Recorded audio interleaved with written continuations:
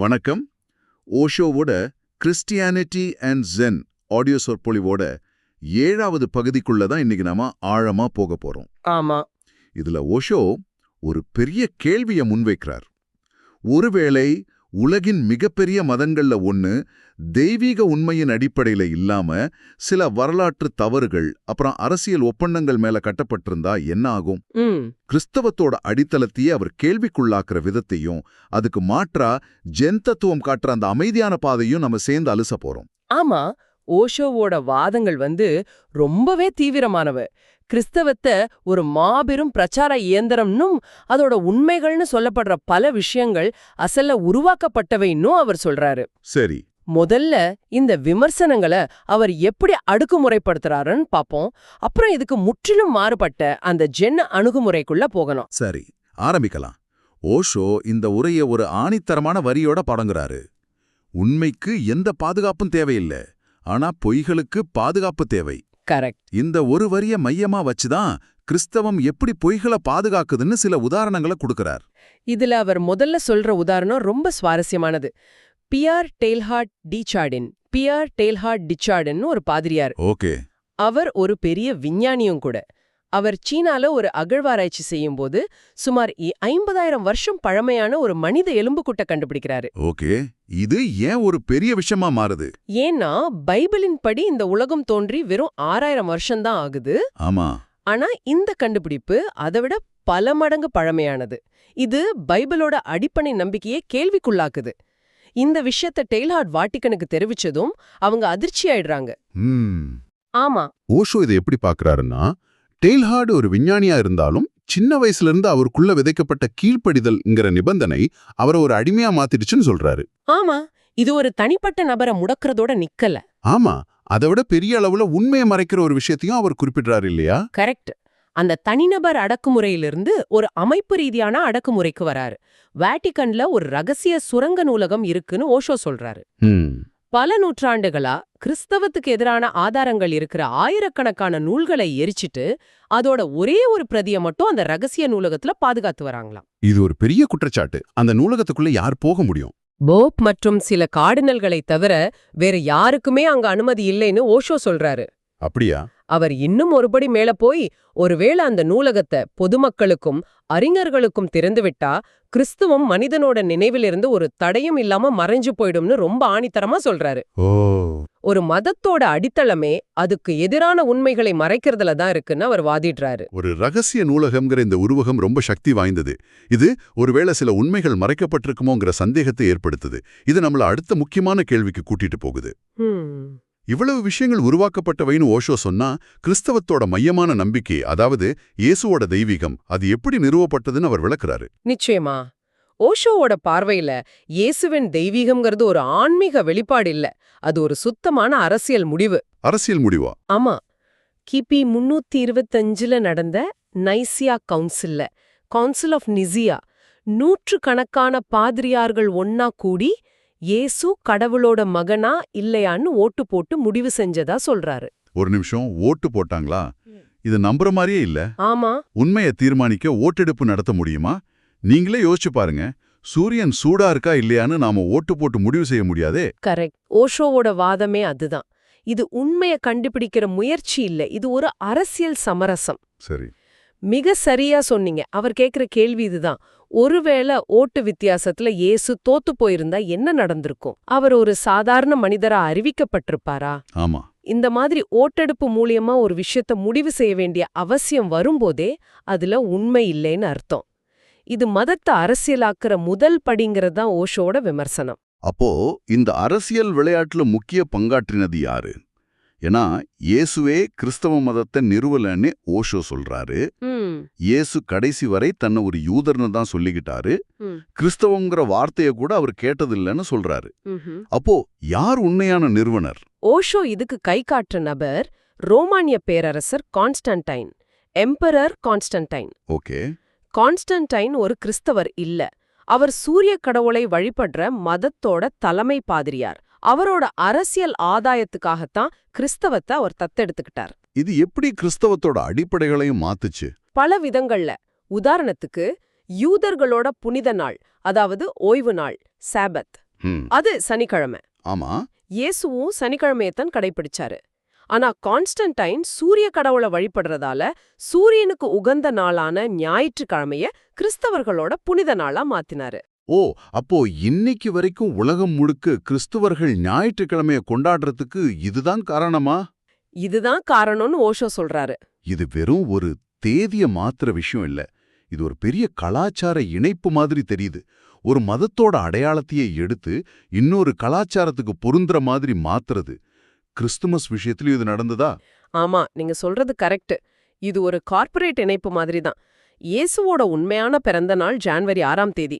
சரி. ஆனா கான்ஸ்டன்டைன் வழிபட்ட சூரிய கடவுளோட மறுபிறவி நாளா கொண்டாடப்பட்டது டிசம்பர் 25. அதனால இயேசுவோட பிறந்த நாளை டிசம்பர் 25க்கு மாத்தி 2 மதத்தையும் இணைச்சிட்டாரு. அப்போ இன்னைக்கு நாம கொண்டாடுற கிறிஸ்துமஸ் ஒரு போலித்தனமானதுங்கிறது ஓஷோவோட வாதம். மிகச்சரி. அப்போ இது ஒரு அரசியல் ஒப்பந்தம். கிறிஸ்துவர்களுக்கு அரச பாதுகாப்பு தேவைப்பட்டது, கான்ஸ்டன்டைனுக்கு தன்னோட பேரரச ஒன்றிணைக்க ஒரு மதம் தேவைப்பட்டது. ஆமா. 2 பேரும் சேர்ந்து ஒரு ஒப்பந்தம் போட்டுக்கிட்டாங்க. ஆமா. இந்த ஒப்பந்தத்தை உறுதி செய்யற மாதிரி கான்ஸ்டன்டைனோட அவசபையில இருந்த பிஷப் யூசிபிஎஸ் சொன்ன ஒரு வரிய ஓஷோ மேற்கோள் காட்டுறாரு. என்ன சொன்னாரு? அவர் சொன்னாரு, ஆப்ரஹாமின் மதம் இறுதியாக இயேசுவில் அல்ல, கான்ஸ்டன்டைனில் தான் முழுமை அடைந்ததுன்னு. இதுவே எல்லாத்தையும் சொல்லிடுது. அடேங்கப்பா. கான்ஸ்டன்டைன் தான் உண்மையான மெஷியான்னு கிறிஸ்தவர்கள் ஏத்துக்கிட்டாங்கன்னு ஓஷோ சொல்றாரு. இந்த உண்மைகளெல்லாம் வாட்டிகனோட அந்த ரகசிய நூலகத்துல இருக்கலாம்ங்கிறது அவரோட கருத்து.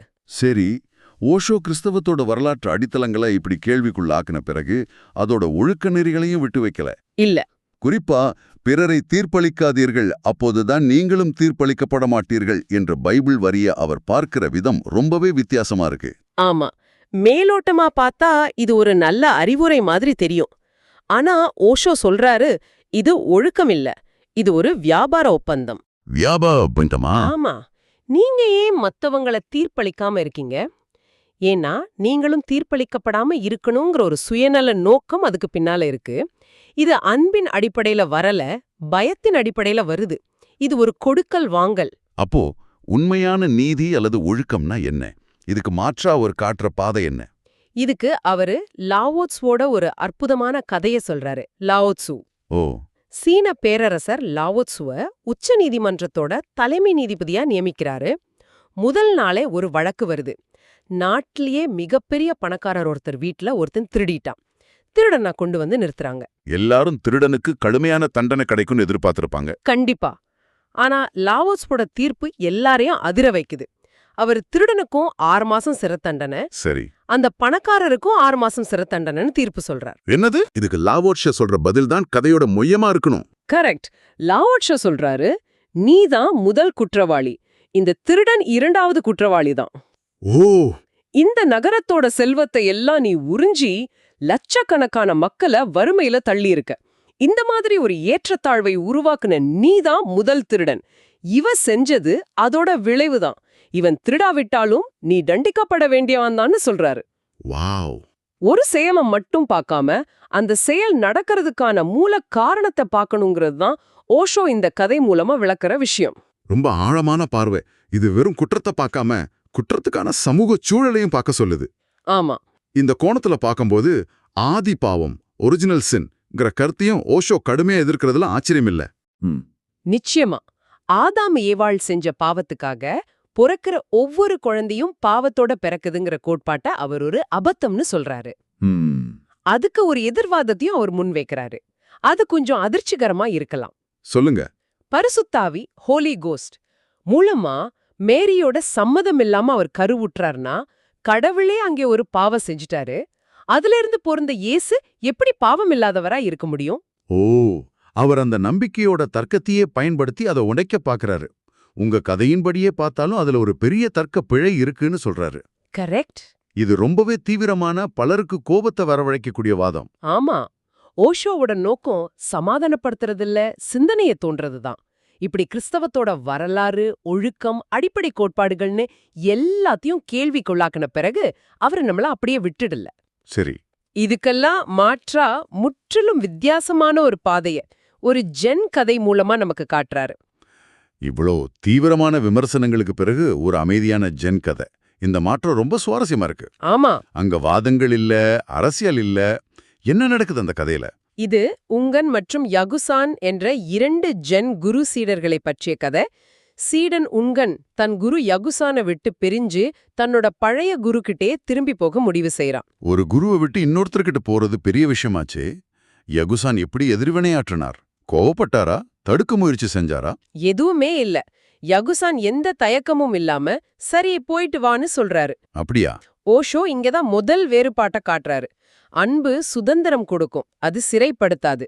கிறிஸ்தவ மடாலயங்கள் மாதிரி ஜென் ஒரு சிறைச்சாலை இல்ல. உனக்கு இங்க இருக்க பிடிக்கலையா, நீ போகலாம், எந்த குற்ற உணர்ச்சியும் தேவையில்ல. சரி, உந்த போனதுக்கு அப்புறம் என்னாச்சு? உங்கனோட சகோதரன் டோகோ யகுசான் கிட்ட வந்து ஏன் சகோதரன் போனத பத்தி நீங்க ஏதாவது சொல்லணும்னு கேக்குறான். அதுக்கு யகுசான் அவனை பத்தி பேச எதுவும் இல்ல, அவன் போனா அவ்வளவுதான்னு சொல்றாரு. ஆனா டோகோ விடாப்பிடியா, இல்ல நீங்க சொல்ற வார்த்தை எதிர்காலத்துக்கு ஒரு வழிகாட்டியா இருக்கும், ஏதாவது சொல்லுங்கன்னு கேக்குறான். அப்போ யகுசான் சொன்ன அந்த முக்கியமான வரி என்ன? யகுசான் சொல்றாரு, உங்கனின் கண்கள் தெளிவாக இருக்கின்றன, ஆனால் அவனது ஒழுக்கம், அதாவது டிசிப்ளின் குறைவாக உள்ளது. இது ஒரு முரண்பாடு மாதிரி இருக்கே. கண்கள் தெளிவா இருக்குன்னா அவன் ஞானம் அடைஞ்சிட்டான்னு அர்த்தம். அப்புறம் ஏன் ஒழுக்கம் குறைவா இருக்குன்னு சொல்லணும்? கரெக்ட். இதோட ஆழமான அர்த்தம் என்ன? இதுதான் ஜென் தத்துவத்தோட மையம்னு ஓஷோ சொல்றாரு. கண்கள் தெளிவாக இருக்குன்னா அவனுக்கு உண்மை என்னன்னு ஒரு கணம் புரிஞ்சிருச்சு, ஒரு ஞானோதயம், ஒரு ஆஹா தருணம் அவனுக்கு கிடைச்சிருக்கு. ஓகே. ஆனா அந்த தெளிவு பெறுவது பயணத்தோட முடிவில்ல, அது ஆரம்பம்தான். அப்போ ஒழுக்கம்னா என்ன இங்கே? கடுமையான விதிகள், பயிற்சிகளா? இல்ல, இங்க ஒழுக்கம்னா அந்த தெளிவான பார்வையில ஒவ்வொரு கணமும் வாழ்றது, அந்த புரிதலோட தொடர்ந்து இருக்கிறது. ஒரு மலை உச்சியிலிருந்து உலகத்தை பாக்குறது ஒரு விஷயம். ஆனா திரும்பவும் சந்தைக்கு வந்து அதே தெளிவோட காய்கறி வாங்குறது, மக்களோட பழகுறது, அதுதான் உண்மையான ஒழுக்கம். சரி சரி. அந்த தெளிவை அன்றாட வாழ்க்கையோட ஒவ்வொரு செயலிலும் கொண்டு வர்றது தான் அந்த டிசிப்ளின். உங்கன் தெளிவடைஞ்சிட்டான், ஆனா அந்த தெளிவை ஆழப்படுத்த, வாழ்க்கையா மாத்த தவறிட்டான். வாவ், இது ரொம்ப ஆழமானது. தெளிவடைதல் என்பது ஒரு நிகழ்வு, ஆனா அந்த தெளிவில் நிலைத்திருப்பது ஒரு தொடர் செயல்பாடு. சரி, இந்த செய்திய டோகோ உங்கன் கிட்ட சொன்னதும் அவனோட எதிர்வினை எப்படி இருந்துச்சு? இதுதான் இந்த கதையோட உச்சகட்டம். டோகோ தன் சகோதரன் உங்கனை புடிச்சு யகுசான் சொன்னதை அப்படியே சொல்றான்.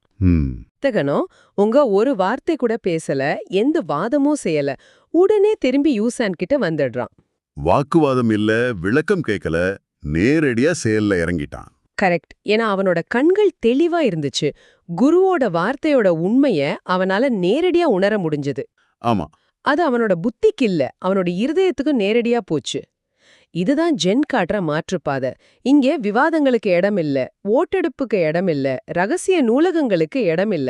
நேரடியான அனுபவம். நேரடியான அனுபவம், நேரடியான புரிதல் மட்டும்தான். அப்போ இன்னைக்கு நம்ம ஓஷோவோட பார்வையில 2 முற்றிலும் மாறுபட்ட உலகங்களை பார்த்திருக்கோம். ஒன்னு, கிறிஸ்தவத்தோட வரலாற்று அடித்தளங்கள் மேல அவர் வைக்கிற கடுமையான விமர்சனங்கள். அது ஒரு அரசியல் ரீதியா உருவாக்கப்பட்ட பொய்களை பாதுகாக்கிற ஒரு அமைப்பா அவர் எப்படி பார்க்கறாருன்னு தெரிஞ்சுக்கிட்டோம். அதே சமயம் ஜென் மார்க்கம் எப்படி நேரடி அனுபவத்துக்கும் வாதங்கள் இல்லாத புரிதலுக்கும் முடிவே இல்லாத ஒரு உள்முக பயணத்துக்கும் முக்கியத்துவம் கொடுக்குதுன்னு அந்த எளிமையான கதை மூலமா உணர்ந்தோம். ஆமா, ஓஷோ ஒன்னை கட்டுப்பாட்டோட அமைப்பாகவும் மற்றொன்றை தனிமனித விடுதலையோட பாதையாகவும் நமக்கு காட்டுறாரு. தெளிவடைவது என்பது ஏதோ ஒரு பட்டத்தை பெறுவது போல இல்ல, அது எல்லையற்ற வானத்தில் இன்னும் ஆழமாக, இன்னும் மேலாக பறப்பதற்கான ஒரு தொடக்கம் மட்டுமே. இறுதியா ஓஷோ சொல்றது இதுதான். கடந்த காலத்தோட கட்டுப்பாடுகள்ல இருந்து மனிதன் முழுமையான சுதந்திரம் பெற்றால் மட்டும்தான் ஒரு சிறந்த எதிர்காலத்தை உருவாக்க முடியும். இந்த உரையாடலை முடிக்கிறதுக்கு முன்னாடி உங்களுக்கான ஒரு சிந்தனை. லாவோச்சோவோட கதையில பணக்காரரை முதல் குற்றவாளினும் திருடனை அதன் விளைவுன்னு சொன்னார். இன்றைய உலகத்தை பத்தி யோசிச்சு பாருங்க. நம்மளுடைய நீதி அமைப்புகள் பெரும்பாலும் கவனிக்க தவிர முதல் குற்றவாளிகளாக ஓஷோ யாரை அல்லது எதை கருதியிருப்பார்னு நீங்க நினைக்கிறீங்க?